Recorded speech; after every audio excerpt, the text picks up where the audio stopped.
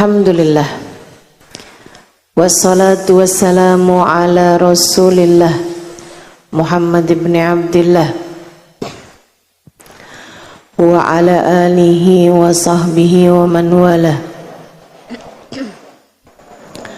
Subhanaka la ilma lana illa ma 'allamtana innaka antal alimul hakim. Rabbi shrah li sadri wa yassir li amri wahlul 'uqdatan min lisani yafqahu qawli, amma ba'du.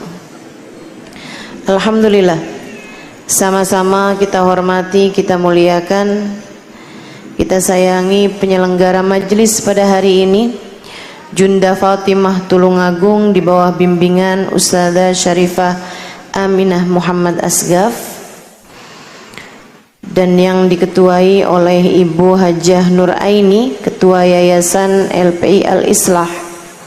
Kita doakan semoga Junda Fatimah dan segenap pihak yang telah terlibat hingga terlaksananya acara pada hari ini berada dalam rahmat ridha Allah SWT, dalam lindungan dan bimbingan Allah SWT.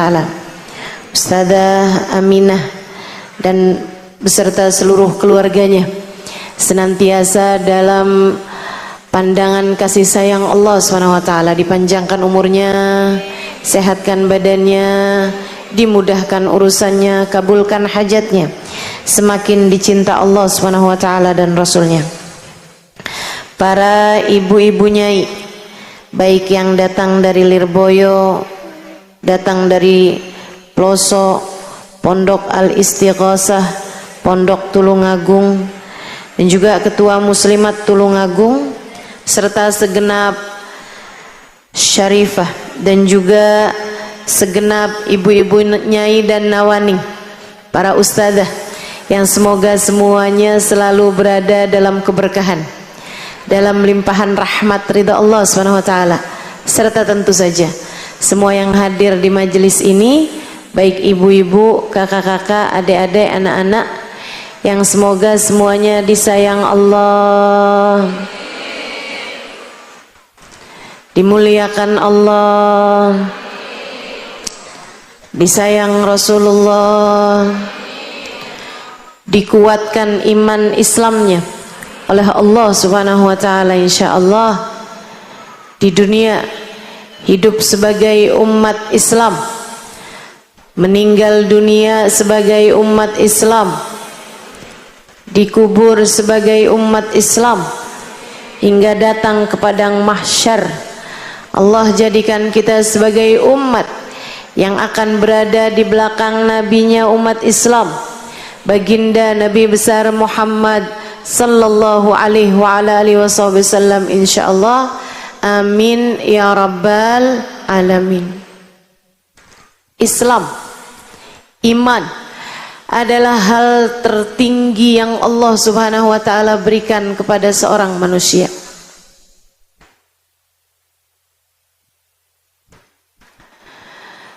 Dan kita harus minta terus kepada Allah agar ditetapkan iman Islamnya.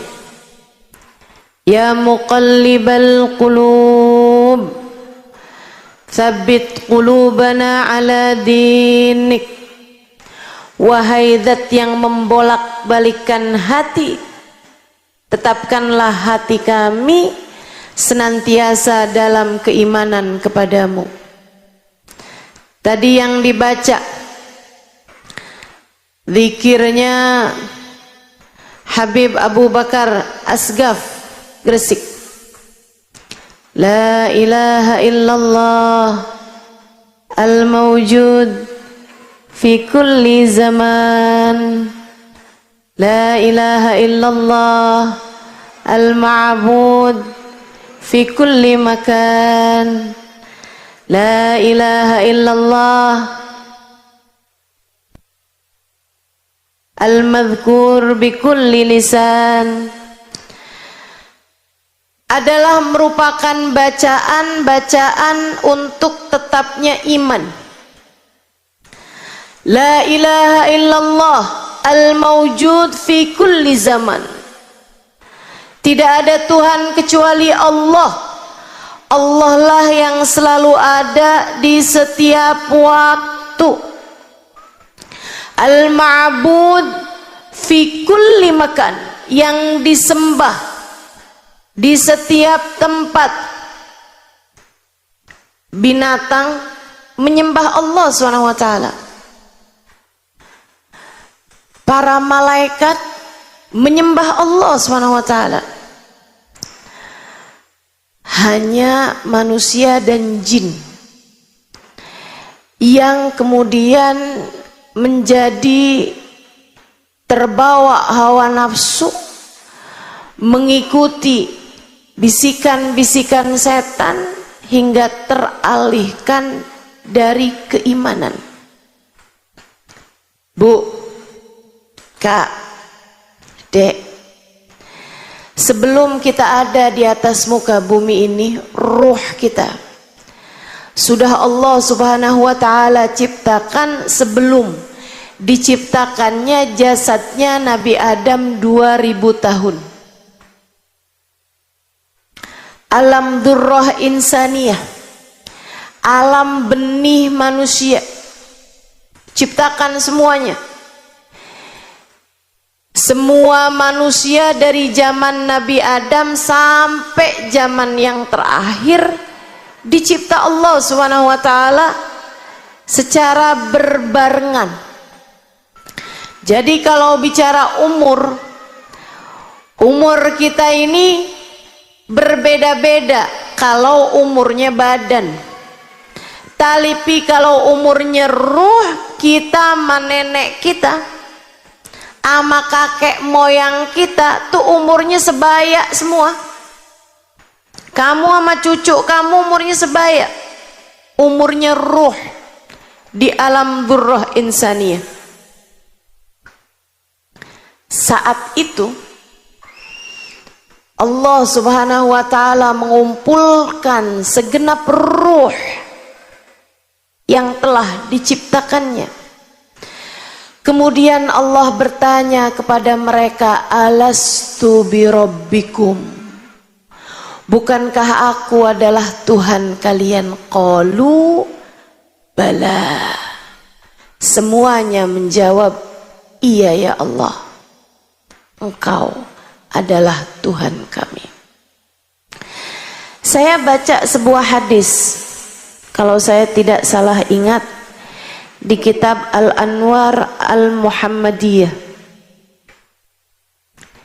yang mana guru saya Sayyidil Habib Umar bin Hafid mengatakan, ini karena saya yakin yang hadir di sini banyak perempuan-perempuan yang bisa baca kitab kuning, kitab gundul, saya sampaikan ini.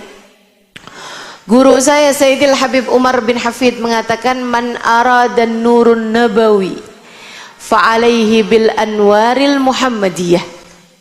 Siapa yang kepengen dapat cahayanya Nabi Muhammad, pengen terang dengan cahayanya Nabi Muhammad, silahkan baca kitab Al-Anwar Al-Muhammadiyah. Saya baca di dalam kitab tersebut, sekali lagi kalau ingatan saya tidak salah ya, mohon maaf nih, bersama dengan usia yang semakin bertambah, memori juga sepertinya mulai melemah. Kayak handphone aja kan, kalau udah yang rada jadulan udah agak suka ngeheng. Di dalam kitab tersebut Nabi Muhammad menyampaikan salah satu hadis yang dikutip di kitab itu. Kata Nabi Muhammad, ana awwalu man qala bala.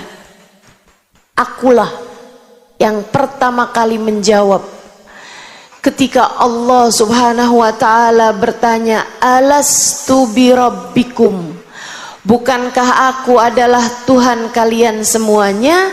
Yang pertama kali menjawab, bala wa rabbina, iya ya Allah, Engkau adalah Tuhan kami, adalah baginda kita Nabi besar Muhammad. Baru kemudian diikuti dengan seluruh umat manusia. Kamu ada di antara mereka. Ruh saya ada di antara mereka semuanya. Karenanya sejatinya semua manusia itu rohnya beriman. Itu naluri dasar manusia. Sebagaimana ada naluri bertahan hidup. Kita kalau lapar, kita akan berusaha bertahan hidup. Yang asalnya nggak suka klepon, depan saya ada klepon. Itu kalau udah lapar banget, asalnya nggak suka juga jadi suka.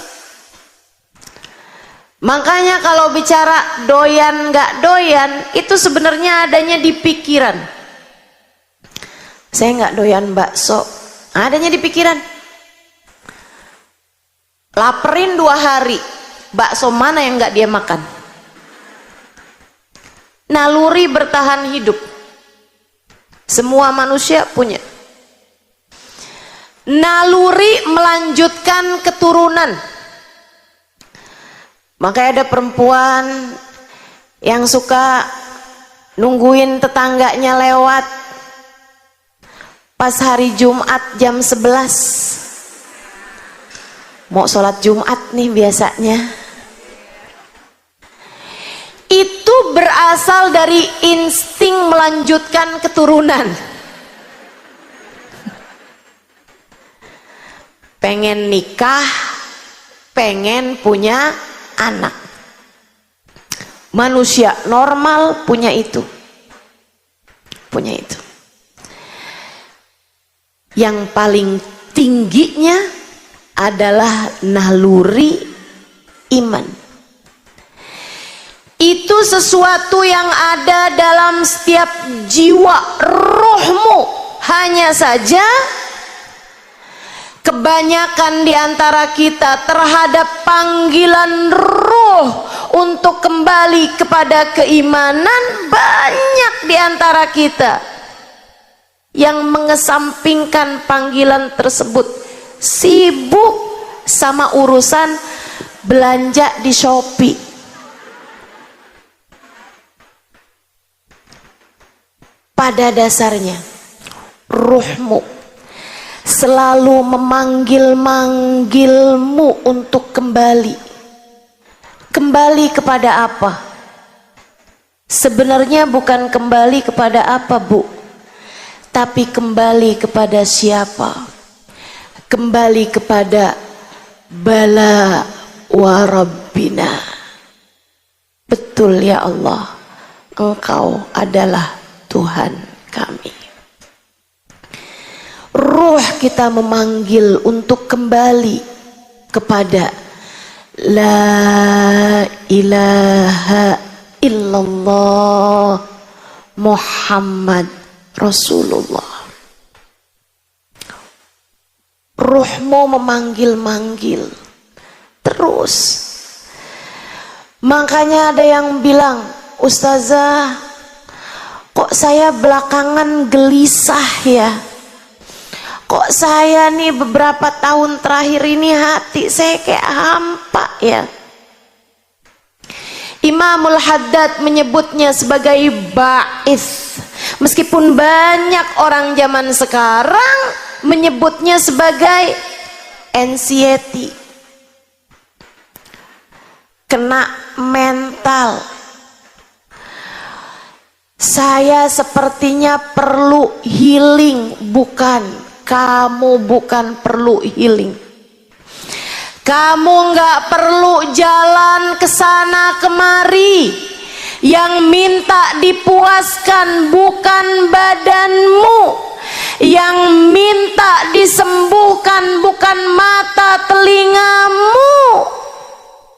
Yang minta dibawa pergi bukan kakimu. Yang minta dibawa sebenarnya adalah rohmu Dia memintamu untuk membawa ruhmu kembali kepada Allah, kembali kepada bala wa rabbina. Betul ya Allah, Engkau adalah Tuhan kami.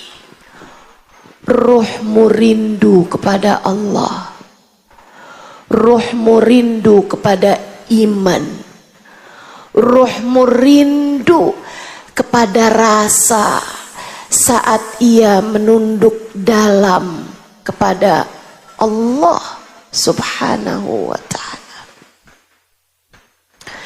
Maka kalau ditanya siapa orang yang hidupnya paling bahagia, siapa?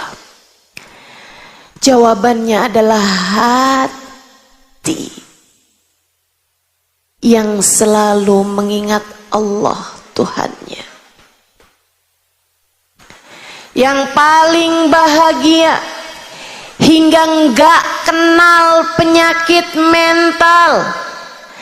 Yang hidupnya paling bahagia hingga enggak terkena yang orang sebut sekarang di zaman sekarang, fenomena zaman akhir yang biasa disebut dengan nama mental illness. Ini yang selamat dari hal-hal yang semacam ini adalah mereka yang hatinya tertambat, yang hatinya berlabuh kepada la ilaha illallah Muhammad Rasulullah. Merekalah yang Allah ceritakan dalam Al-Quran. A'udzu billahi minasyaitonir rajim. Alladzina amanu wa tatma'innu qulubuhum bidzikrillah. Ala bidzikrillahi tatma'innul qulub. Alladzina amanu, orang-orang yang beriman, wa tatma'innu qulubuhum, keadaan mereka, waw haliyah. Yang belajar bahasa Arab ngertilah yang saya maksudkan. Alladzina amanu, orang-orang yang beriman, wa tatma'innu qulubuhum, keadaan mereka, hati mereka selalu tenang, selalu damai, bidzikrillah, karena mereka selalu mengingat Allah. Ala bidzikrillahi tatmainnul qulub. Ketahuilah, hanya dengan mengingat Allah, takdimul ma'mul, mendahulukan ma'mul daripada fi'il fa'il. Ala bidzikrillah tatmainnul qulub, li fadilatil hasr, li faidatil hasr, mendahulukan keterangan daripada fi'il dan fa'il untuk memberikan faidah hasr, meringkas, punya arti hanya, enggak ada cara lain. Ala, ketahuilah, bidzikrillah, hanya dengan mengingat Allah, enggak ada cara lain, enggak ada cara lain. Yang menciptakan kita menyampaikan, enggak ada cara lain, enggak ada cara lain. Buat damainya hati, enggak ada cara lain. Buat tenangnya jiwa, enggak ada cara lain. Buat healing, enggak ada cara lain kecuali bidzikrillah, mengingat Allah, menghadirkan Allah dalam hatimu. Itulah satu-satunya cara ketenangan hati, kebahagiaan jiwa.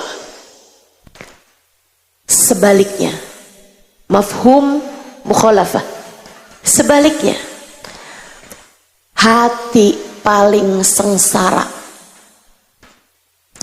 jiwa paling menderita, rasa paling hampa ketika seorang manusia lupa dan lalai kepada Allah Tuhannya. Kamu merasa hidup kamu gelisah, kamu merasa hati kamu gak damai, kamu merasa panik terus-terusan, kamu pikir kamu kurang uang. Bukan, kamu bukan kurang uang, kamu kurang iman. Kamu pikir kamu perlu cinta manusia. Kamu gelisah karena kamu merasa suamimu sudah tidak lagi mencintainya. Kamu pikir kegelisahan hatimu adalah karena ada cinta seseorang yang mulai masuk ke dalam hati suamimu. Bukan, Bu, saya bilang bukan. Dek, bukan. Kamu pikir kamu gelisah kesana kemari karena kamu berharap, nih kalau ada laki-laki yang mencintai saya pasti akan menjadi tenang, damai, hidup sudah akan berada di surga. Enggak. Saya kasih tahu, enggak. Hatimu gelisah mencari muara. Hatimu gelisah karena ingin kembali kepada sumbernya. Ruhmu kamu rasa berantakan. Hatimu kamu rasa berantakan. Kamu gak ngerti ini rasa apa sih? Kok saya bawaannya kepengen ngomong mulu? Kok saya bawaannya kepengen makan mulu? Kok saya bawaannya kepengen bergaul mulu? Saya kok gak bisa diam? Kenapa saya kelimpungan? Kenapa saya gelisah? Saya kasih tahu. Masalahnya hatimu sedang rindu. Rindu kepada Allah penciptamu. Hatimu berteriak-teriak, kembalikan aku, kembalikan aku. Tapi suara bisingnya hatimu kamu tekan terus-terusan hingga melahirkan rasa yang tidak menentu, hingga membuat kamu nggak tahu. Makanya kenapa Ustazah, kenapa saya berasa tenang di majelis ilmu? Kenapa saya berasa tenang ketika saya duduk di majelis-majelis ilmu? Karena ruhmu sedang dipandu, hatimu sedang dibimbing menuju yang selama ini dia rindu. Hatimu rindu Allah, jiwamu rindu bala warabbina.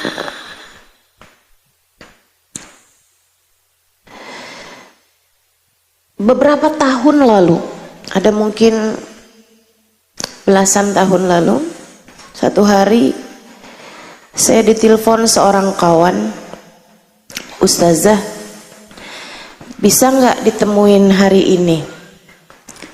Kesian Ustazah, ada kawan saya sedang dalam keadaan darurat. Saya pikir darurat apa? Dia bilang, kawan saya Ustazah mau masuk Islam lagi.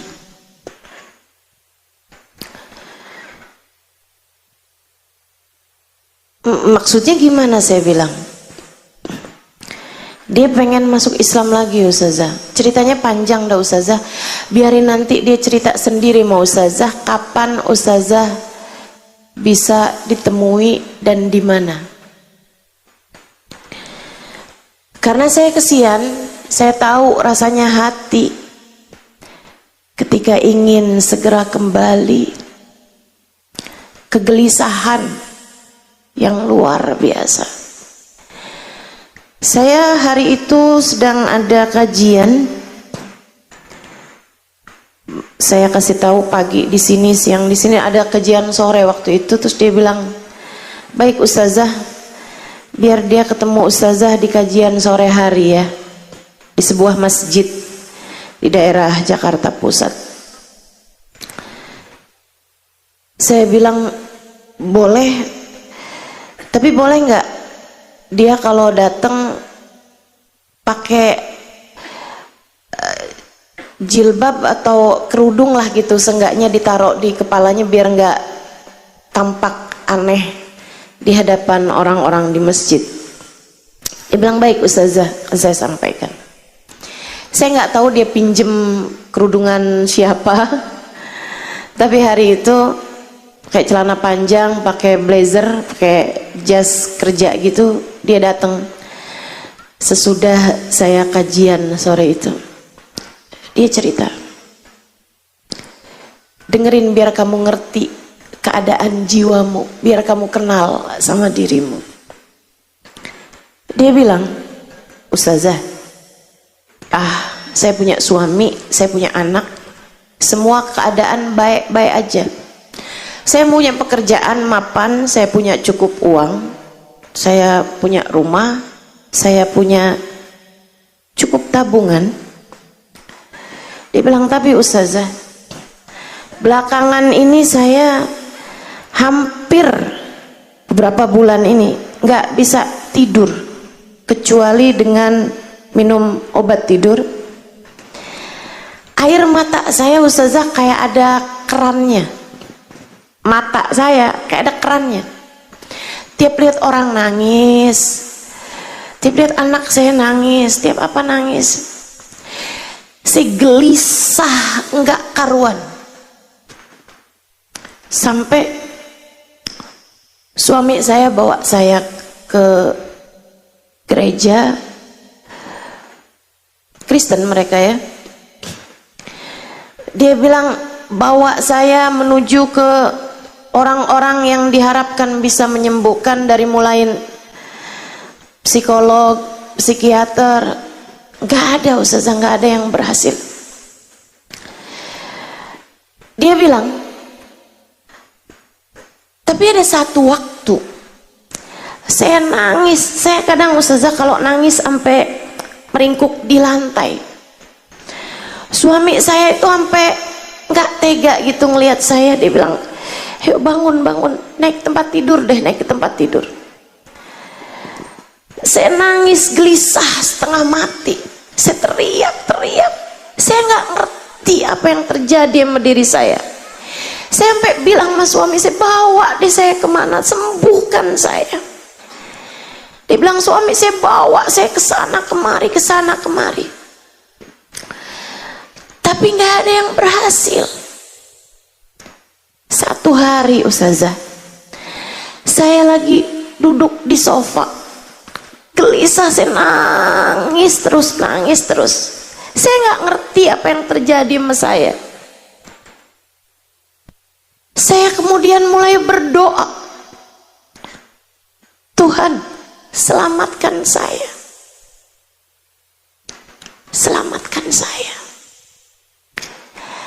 kasihani saya. Dia bilang kemudian saya teringat dengan satu bacaan dan saya mulai membacanya. Bacaannya begini, Bismillahirrahmanirrahim. Qul huwallahu ahad, Allahus samad, lam yalid walam yulad walam yakul lahu kufuwan ahad. Saya ulangi bacaan itu terus dan saya nggak ngerti kenapa. Tiba-tiba hati saya damai, pikiran saya tenang. Dan itulah kali pertama saya jatuh tertidur tanpa meminum obat sesudah berbulan-bulan lamanya. Saya tanya sama dia, kok kamu hafal surat Al-Ikhlas? Dia bilang, orang tua saya menikah beda agama Ustazah. Ibu saya Islam, bapak saya Kristen. Dia bilang di masa kecil mereka menikah dengan agama Kristen. Jadi kebawa nih ya yang Islamnya. Dia bilang tapi di masa kecil orang tua saya pisah, bercerai. Di saat bercerai itu ibu saya kerja, bapak saya kerja, saya dititipkan ke rumah neneknya ibu yang adalah seorang yang Islam. Jadi di masa kecil saya bahkan disekolahkan TPA.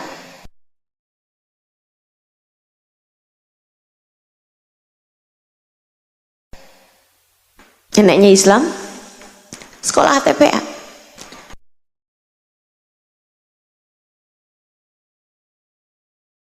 Belajar ngaji. Akhirnya dia pun hafal beberapa surat pendek. Di antaranya Al-Ikhlas ini tadi. Dia bilang selepas itu ketika SMP, dia bilang saya diambil balik oleh bapak saya, yang kemudian saya pun menjadi balik Kristen. Dia bilang ketika saya remaja SMA, saya jadi nggak kenal agama, saya nggak punya agama. Dia bilang habis itu saya masuk kuliah, saya pacaran sama seorang laki-laki yang sekarang menjadi suami saya dan dia beragama Kristen. Saya pun menikah sama dia. Dia baik Ustazah. Saya pun punya anak. Dia pun juga baik-baik saja. Dia pinter, lucu, cakep. Dia bilang saya punya keluarga yang semuanya baik-baik aja. Sampai itu tadi apa yang saya ceritakan sama Ustazah. Beberapa bulan terakhir ini udah hampir setahunan, saya mulai nggak ngerti sama keadaan diri saya. Saya menjadi takut untuk lihat orang, ketemu orang. Saya jadi gelisah setengah mati hati saya. Sampai suami saya bawa kemana-mana. Saya hanya menangis terus-terusan. Badan saya sampai menjadi kurus. Saya nggak enak makan, nggak enak tidur, nggak enak ngapa-ngapain.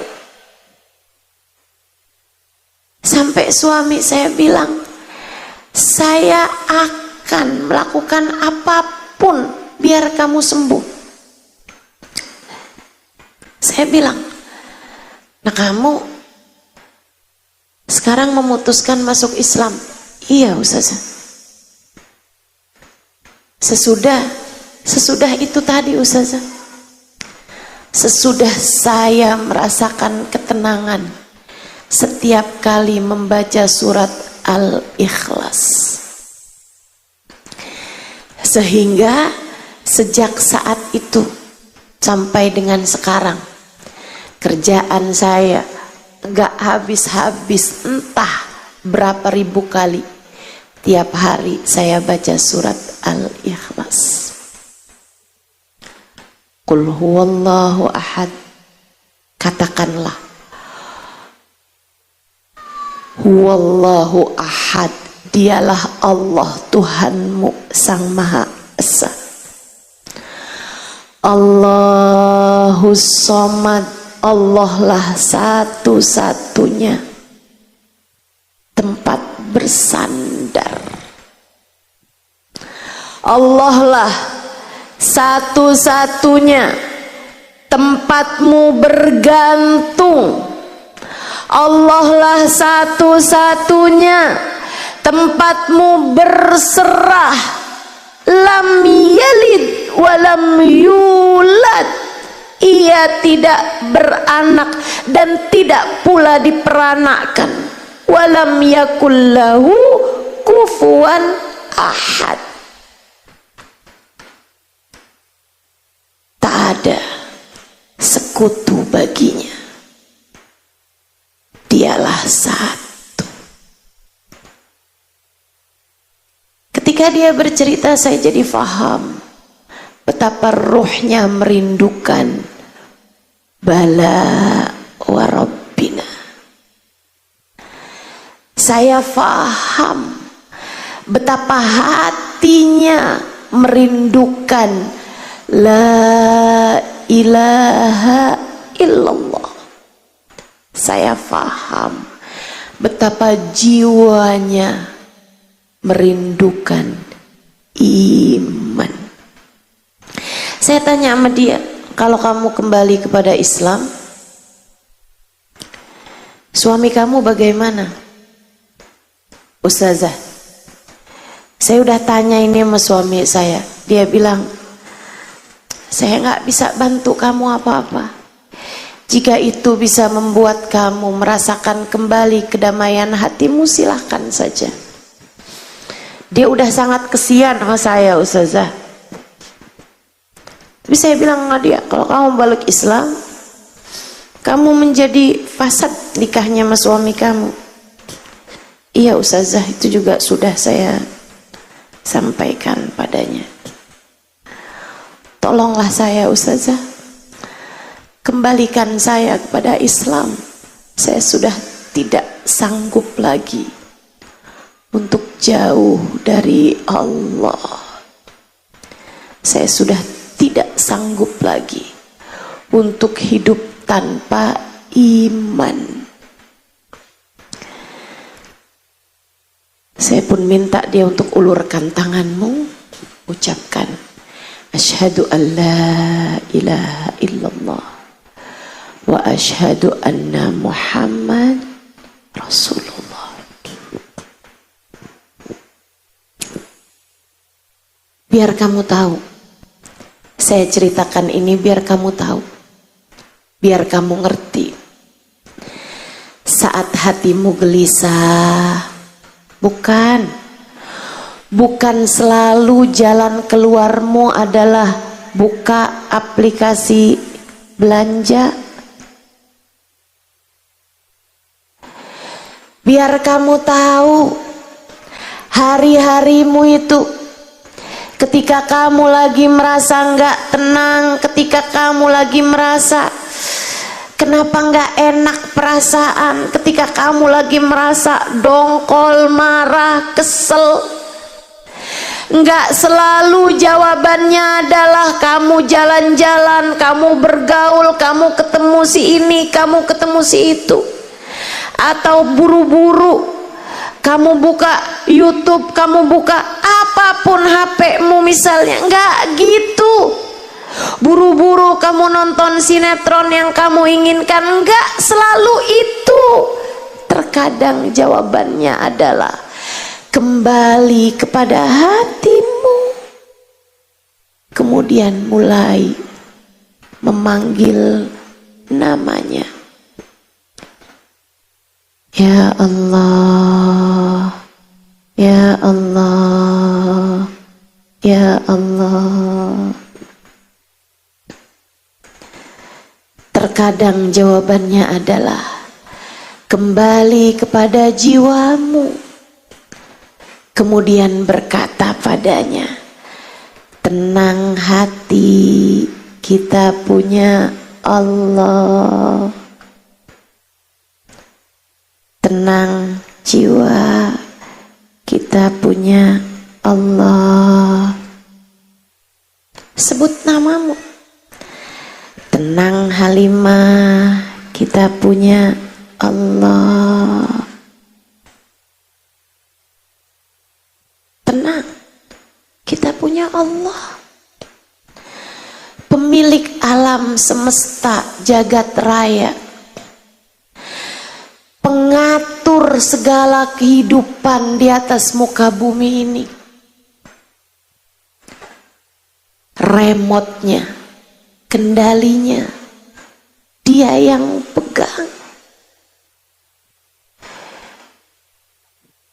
La mani'a lima a'taita wala mu'tiya lima mana'ta wala radda lima qadaita wala yanfa'u dzal jaddi minkal jadd.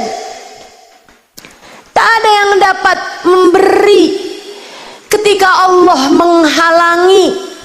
Tak ada yang dapat menghalangi ketika Allah hendak memberi.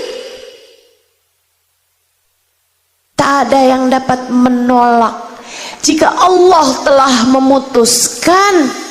Dan tak ada kekuatan apapun dan siapapun yang bisa berkontribusi ketika Allah telah memutuskan untukmu segala sesuatu. Tak ada kekuatan apapun di atas kekuatan Allah Subhanahu wa ta'ala. Fahami itu dan marilah menuju kepada kedamaian dan ketenangan kehidupan dunia sebelum kelak kamu akan menuju kebahagiaan dan ketenangan akhirat.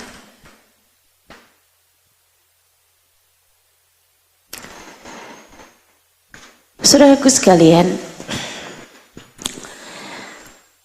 setahun lalu saya ada pergi ke Jepang menghadiri undangan dari kawan-kawan kita yang ada di sana. Ada satu majelis, kalau saya nggak salah ingat, di Osaka. Ada seseorang memberitahu sebelumnya, bertanya, "Ustazah, jika majelismu dihadiri orang yang belum Islam, karena dia tertarik Islam, bolehkah?" Saya bilang, tentu saja. Silahkan hadir. Saya hanya minta dia untuk pakai penutup kepala agar tidak terlihat asing di antara umat Islam yang memang hadir pada saat tersebut. Ternyata di majelis itu dia kepengen ketemu saya. Maka bisa saya majelis, si orang Jepang, perempuan Jepang ini, saya bilang silahkan ketemu saya di satu ruangan. Namanya kayak, kalau saya nggak salah ingat, Saori atau apa gitu.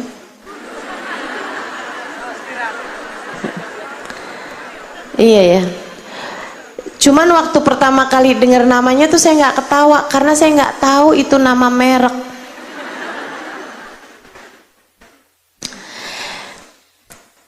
Dia tanya-tanya sama saya tentang beberapa hal dalam urusan agama. Saya jawab.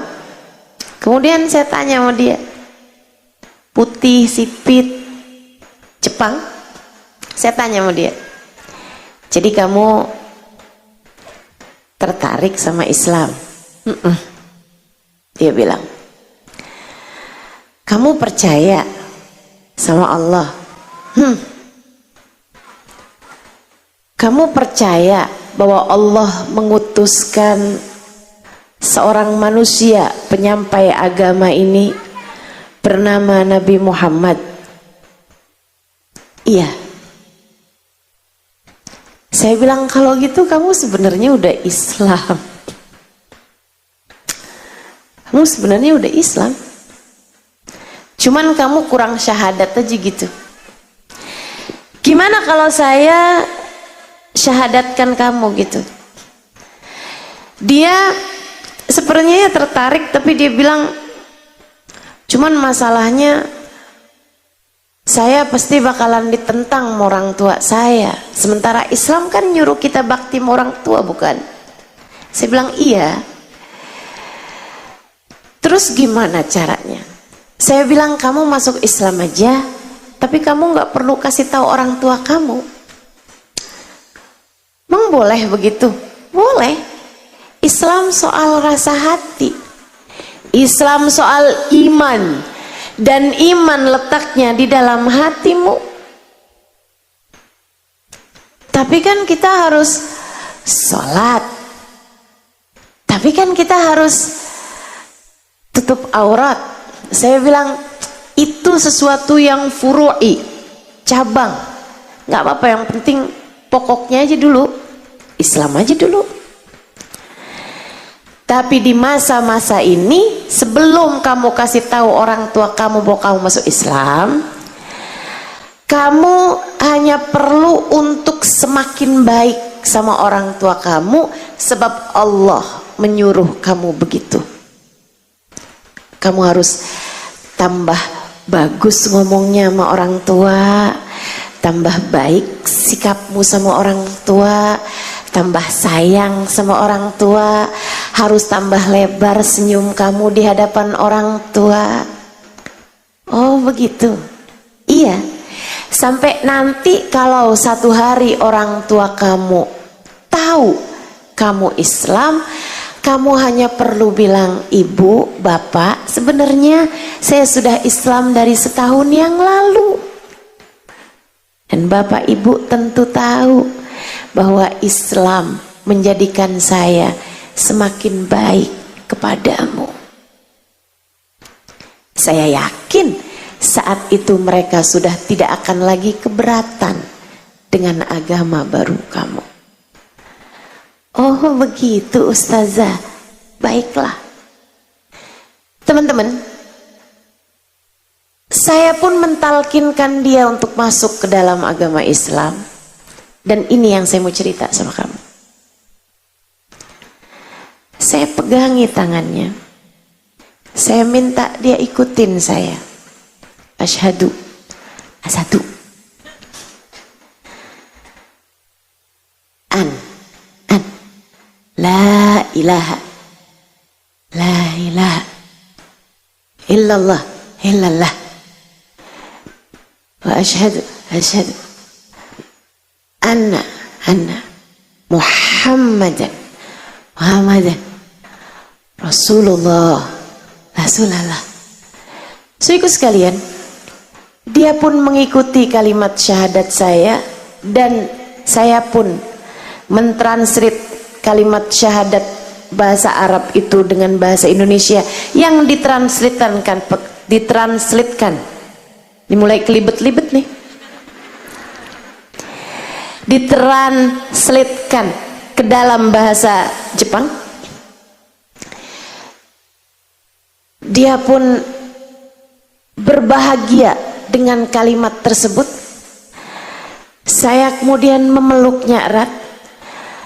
Dia mengalir air mata kebahagiaan. Dan teman-teman saya sekalian, pemandangan yang gak akan pernah saya lupa seumur hidup saya.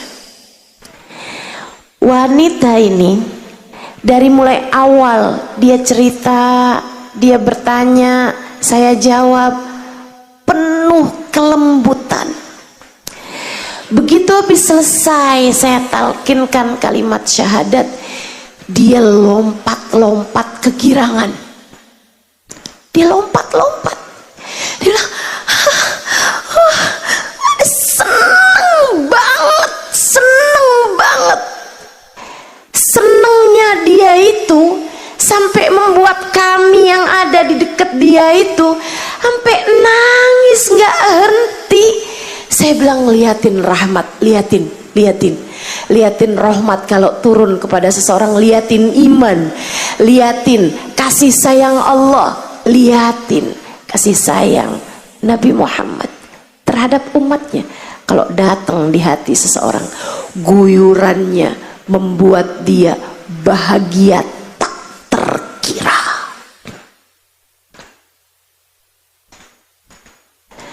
Makanya saya nggak aneh sama kamu ketika hadir di majelis ilmu, hadir di tempat yang semacam ini, senengmu luar biasa. Saya malah justru aneh kalau ada di antaramu hadir majelis ngobrol sama tetangganya, sibuk sama HP-nya. Saya aneh. Kesiannya hatimu bahkan sampai udah enggak tahu lagi rasanya rahmat. Kesiannya bahkan hatimu udah enggak kenal lagi sama rasanya guyuran cinta dari Allah Subhanahu wa ta'ala. Kamu sampai udah nggak kenal lagi. Saya nggak aneh kalau di majelis ada yang senderan kemudian terkantuk ketiduran. Bisa jadi rahmat yang turun sampai membuat lehermu berat. Bisa jadi Allah menyebutnya amanatan nu'asan, amanatan nu'asan yaghsha ta'ifatum minkum. Kata Allah Subhanahu wa ta'ala, terkadang Allah menyebut kantuk sebagai sebuah kedamaian. Orang kalau nggak damai hatinya nggak bisa tidur. Saya nggak heran sama yang di majelis ngantuk. Saya heran sama yang di majelis sibuk dengan hal yang lain, padahal Allah atau Rasulnya sedang diceritakan kepadanya. Hatimu ternyata terlalu menderita. Jalanmu ternyata sudah ngeberangsak. Bisa jadi jalan hatimu sudah tersesat agak jauh sehingga kesulitan untuk kembali pulang. Tapi nggak apa-apa, kamu hadir di sini karena rindu kepada jalan pulang. Iman menenangkan, iman membahagiakan, iman selalu dapat menjadi senjata terkuat bagimu menghadapi berbagai macam ujian dan tantangan hingga akhir zaman. Tapi saya kasih tahu, imanmu la ilaha illallah enggak sempurna tanpa Muhammadur Rasulullah. Ia adalah dua kalimat syahadat tak bisa terpisahkan. Kamu bahkan tak bisa sampai kepada Allah kecuali lewat jalannya Rasulullah. Kamu nggak akan bisa merasakan manisnya la ilaha illallah tanpa melewati Muhammadur Rasulullah. Seperti ucapan guru saya Hubaba Bahiyah, seperti ucapan guru saya Hubaba Bahiyah ketika saya membahas tentang sholat khusyuk. Saya diundang oleh beliau untuk memberikan kajian kurang lebih 2 minggu di madras yang beliau bangun, di majelis taklim yang beliau bangun khusus perempuan untuk negeri beliau Salalah di negara Oman tahun 2003. Saya diundang. Iya betul, tahun 2003. Mungkin kamu ada yang belum lahir bahkan. Saya sudah mengajar tahun itu, teman-teman. Jadi saya ini sudah sangat tua sebenarnya, ya, walaupun penampakannya kayaknya gak cukup muda. Saya udah cukup tua. Tahun 2003 saya udah diundang oleh Hubabah Bahiyah untuk memberikan pelajaran di kota Salalah, Oman, mengajar di madras yang beliau bangun di kota Salalah. Satu hari di hadapan perempuan-perempuan Salalah ini, saya memberikan kajian tentang sholat khusyuk. Di samping saya Hubabah Bahiyah, menyenangkan mengajar. Di sampingnya ada guru saya, Hubabah Bahiyah, seorang perempuan solehah, bahkan beliau adalah gurunya guru saya, Hubabah Nur. Hubabah Nur selalu menyampaikan Hubabah Bahiyah adalah salah satu perempuan paling berpengaruh dalam kehidupan beliau, salah satu guru paling berpengaruh bagi beliau.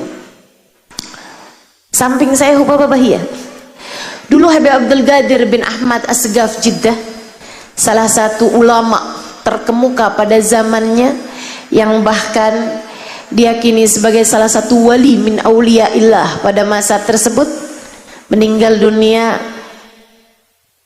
mungkin sekitar 19-18 tahun yang silam. Habib Abdul Qadir bin Ahmad Asgaf mengatakan tentang sosok Hubabah Bahiyah, ma fi fid dunya mithal Bahiyah.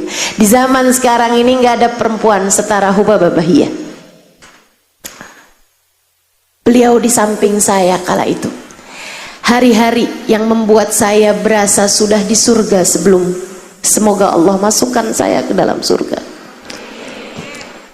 Hari-hari saya bersama Hubabah Bahiyah adalah saya merasakan nikmat iman, nikmat rahmat, nikmat syafaat, nikmat cinta yang tidak bisa saya ungkapkan dengan kata-kata. Saya mengajar, di samping saya Hubabah Bahiyah, yang kala itu karena belum kena masalah sama tulang belakang dan lain-lain, tentu saja saya mengajar di bawah, duduk di bawah. Nah ini maafkan saya nih, tahun-tahun belakangan ini saya harus pakai kursi, bantalnya juga jadi banyak, pesen dokter. Mudah-mudahan Allah sehatkan lahir batin, amin. Saudaraku sekalian, saya mengajar tentang sholat khusyuk. Saya ceritakan khusyuknya sholatnya Habib Abu Bakar As-Sakran, Syekh Abu Bakar As-Sakran, yang sholat sambil dioperasi karena ada penyakit di punggung beliau yang membuat harus operasi. Tapi ketika beliau diberikan segelas minuman keras, khamr, beliau menolaknya. Syekh, nggak kuat operasi Syekh kalau engkau sadar. Buat bikin kau nggak sadar, kau harus minum segelas khamr ini, minuman keras ini. Syekh Abu Bakar As-Sakran, beliau mengatakan, saya kepengen saya sembuh biar saya bisa taat sama Allah. Saya nggak mau nyari sembuh dengan jalan bikin dosa sama Allah, minum minuman keras. Ini fungsinya apa? Fungsinya biar bikin kau nggak sadar. Saya, oh gampang, saya kalau lagi sholat saya nggak sadar apa-apa. Maka mulailah beliau dioperasi dalam keadaan beliau sholat sunnah. Pagi-pagi duha, Beliau hadap kiblat, udah pakai pakaian yang gampang dibuka dari belakang. Beliau kemudian memulai sholatnya. Dokter-dokter pun mulai operasinya. Sampai selesai sholat, beliau malah justru nggak sadar. Beliau bilang sama para dokternya, kalian kenapa nggak nurut? Operasiin tadi tuh waktu saya sholat. Kata dokter, udah selesai Syekh operasinya. Udah selesai. Jadi itu teman-teman, kulitnya dirobek, diambil penyakitnya, digunting, dijahit, nggak pakai bius, cukup dengan sholat. Jauh banget sama sholat kita. Kita nyari barang nggak ketemu, pas sholat kita inget. Ya Allah,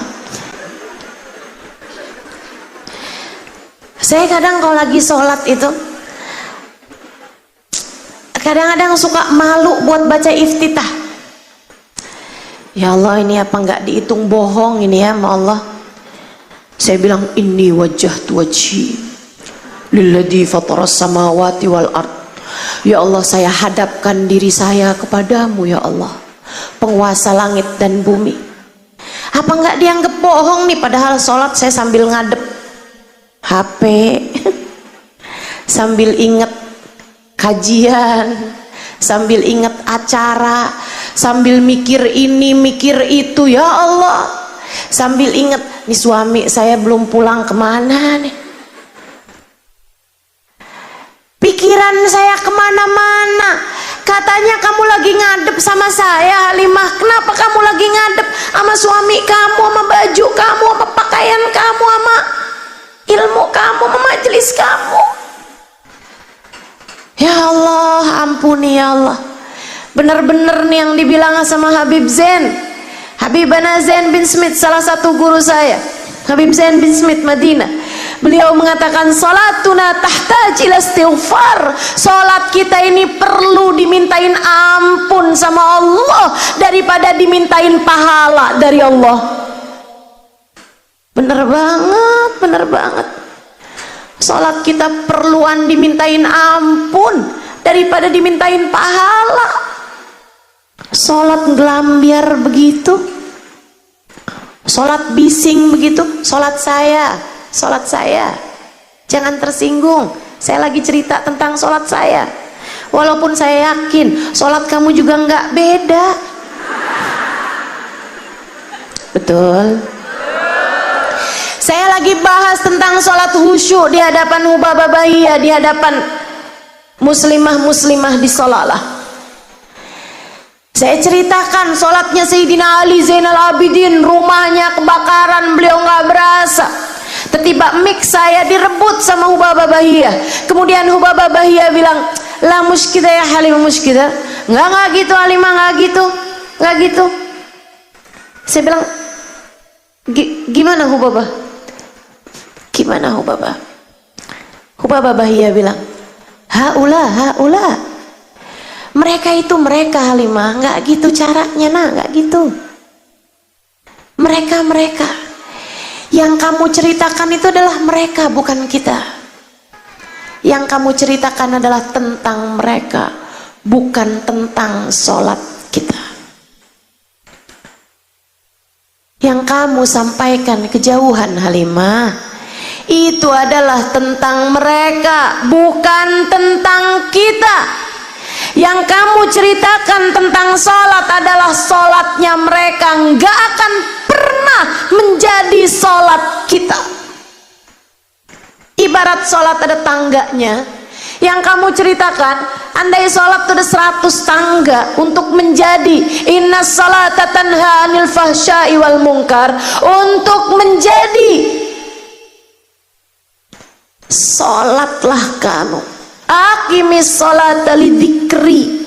Sholat yang Allah maksudkan itu, andai ada 100 tangga, yang kamu ceritakan adalah orang-orang yang sudah menempuh tangga 98, 97, udah mau nyampe. Sementara kita ini naik di tangga 3, naik di tangga 4, kemudian merosot lagi ke tangga 2, kejauhan.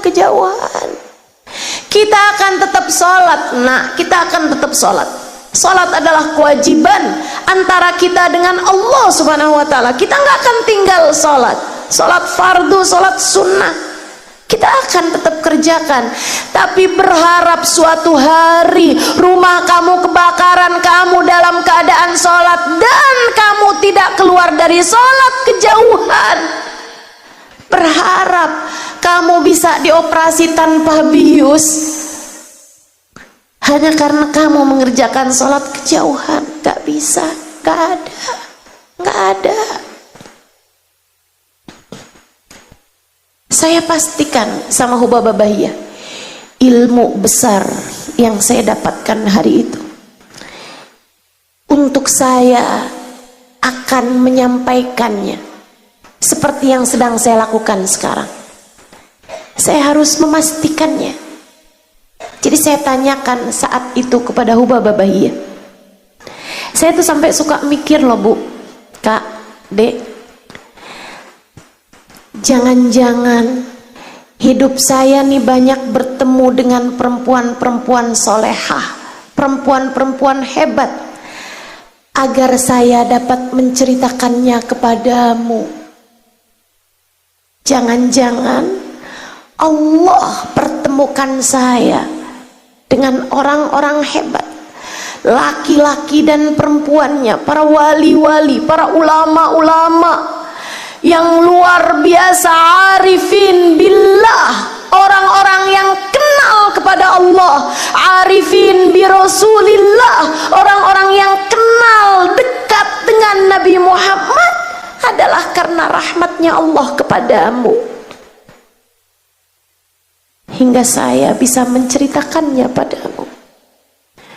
Saya sampai takut, jangan-jangan jatah saya dari pertemuan-pertemuan indah itu adalah sekedar saya dapat menceritakannya kepadamu tanpa mendapatkan jatah selain daripada itu. Doakan biar saya nggak kehalangan berkah dari orang-orang mulia yang saya temui dalam hidup saya. Hari itu saya memastikannya kepada Hubabah Bahiyah.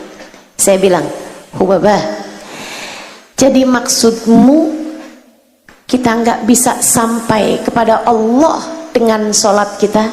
Iya, kata beliau, kita lan nasil ilallah bisolatina, kita nggak akan pernah bisa sampai kepada Allah dengan sholat kita.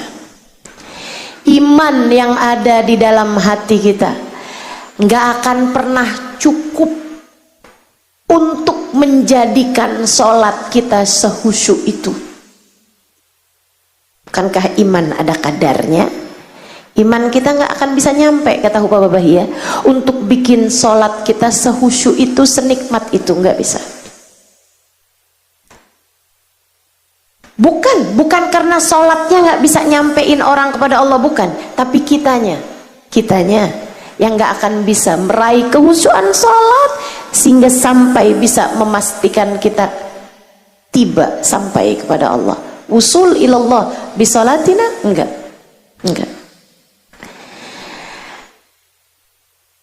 Terus Hubabah, saya tanya lagi, Hubabah, kalau memang kita nggak bisa sampai kepada Allah dengan sholat kita, kita sampainya kepada Allah dengan apa?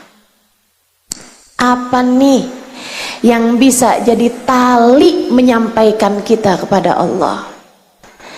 Apa nih sambungan, link yang bisa bawa kita kepada Allah Subhanahu wa ta'ala? Hubabah Bahiyah tersenyum. Arifah billah, arifah bi Rasulillah, orang dengan tingkat keimanan yang luar biasa ini mendidik saya, mendidikmu, umat zaman akhir, Beliau mengatakan, ya Halimah, ma'ana nabi ya khair nabi.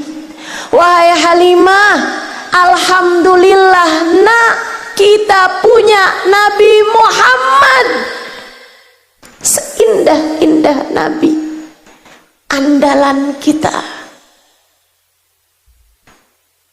aqrabun nas ilallah, manusia paling terdekat dengan Allah, orang dalam kita di sisi Allah, manusia paling tercinta di sisi Allah.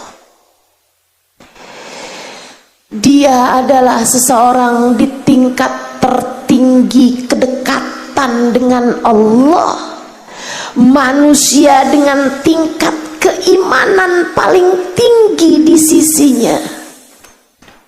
Wasilah kita ilallah, perantara kita kepada Allah, jalan kita kepada Allah. Saya ingat ucapan Sayyidina Syekh Abdul Qadir Al-Jailani, tuftu masyarikal ardi wa maghariba, durtu masyarikal ardi wa magharibiha, fama ajid baban lil wusuli ilallah ghaira babi Sayyidina Muhammad. Saya berputar, saya mengelilingi bumi dari barat hingga timurnya. Saya tidak mendapati pintu untuk bisa sampai kepada Allah selain pintunya Nabi Muhammad, selain pintunya Nabi Muhammad. Ya Imam ar-Rusli sanadi, anta babullah wa fi dunyaya akhirati, ya Rasulullah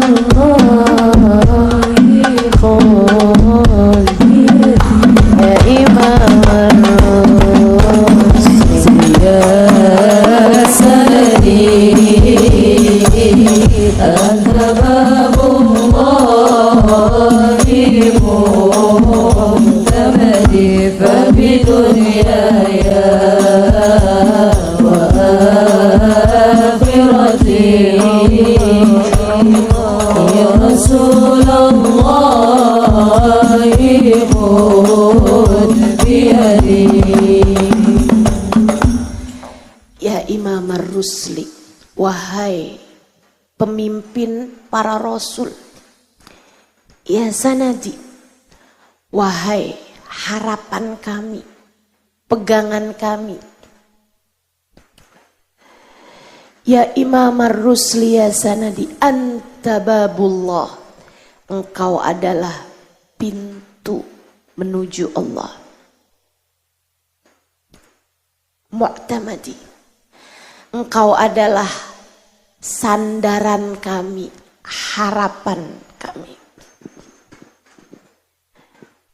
Fa fi dunyaya wa akhirati, maka untuk duniaku dan untuk akhiratku, ya Rasulullah, wahai Nabi Muhammad, khudh biyadi, tolong selamatkan aku, ambillah uluran tanganku,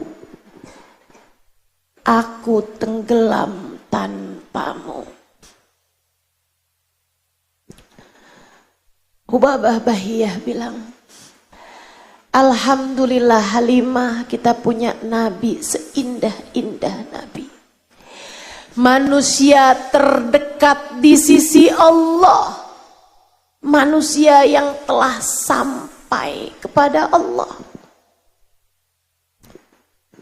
Dia penuh cinta, dia penuh sayang kepada kita umatnya.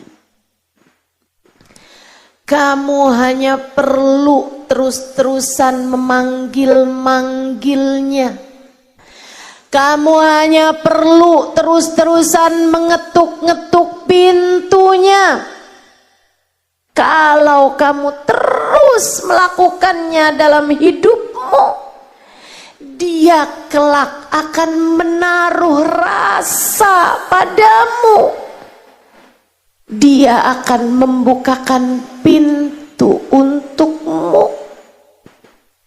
Jika itu terjadi, akan diraihnya uluran tanganmu, dibawanya kamu menuju Allah.